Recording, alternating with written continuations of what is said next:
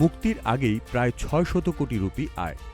আর এই বিশাল অঙ্কের আয় এরই মধ্যে করে ফেলেছে গীতু মোহন দাস পরিচালিত যশ অভিনীত সিনেমা toxic, a fairy tale for grown ups. এই বিশাল আয়ের দাবি করেছেন প্রবীণ প্রযোজক ডক্টর জি ধনঞ্জয়।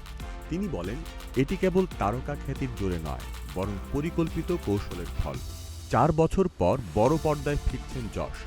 তার ছবি মুক্তির আগেই যে বিপুল অঙ্কের ব্যবসা করেছে তা সাম্প্রতিক সময়ে দক্ষিণী সিনেমার ক্ষেত্রে বড় নজির বলেই মনে করছেন বিশ্লেষকরা। ধনঞ্জয়ের মতে, ছবিটির কাস্টিংয়ে এর সাফল্যের মূল চাবিকাঠি। তিনি বলেন, ছবিতে এমনভাবে অভিনয় শিল্পীদের নেওয়া হয়েছে যাতে দেশের বিভিন্ন অঞ্চলে আলাদা আলাদা দর্শক গোষ্ঠীর সঙ্গে সংযোগ তৈরি হয়। ছবিতে রয়েছেন নয়নতারা, রুক্মিণী বসন্ত, তভিনু থমাস।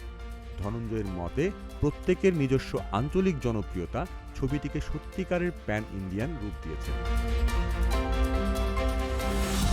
নয়নতারা ইতিমধ্যে হিন্দি বাজারে পরিচিত মুখ, রুক্মিণী দক্ষিণে আলোচিত, তভিনু মালায়ালাম ইন্ডাস্ট্রির জনপ্রিয় তারকা।